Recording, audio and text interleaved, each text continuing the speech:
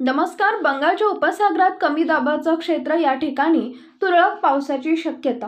IMD report ज्यात पावसाचा जोर आता कमी झालाय.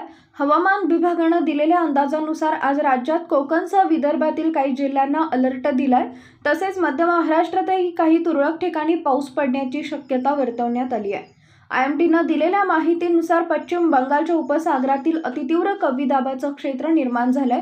ते आज त्याच ठिकाणी स्थिर राहण्याची शक्यता आहे. तर कोकणासह गोव्यात पुढील 2 ते 3 दिवस बहुतांश ठिकाणी तसेच मध्य महाराष्ट्र, मराठवाडा, विदर्भात तुरळक ठिकाणी पाऊस पडण्याची शक्यता आहे.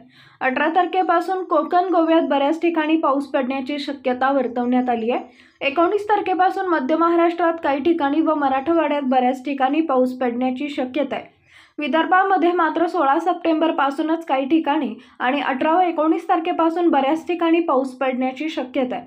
कोकण, गोव्यामध्ये पुढील 3 ते 4 दिवस हलक्या ते मध्यम स्वरूपाचा पाऊस पडण्याची शक्यता आहे.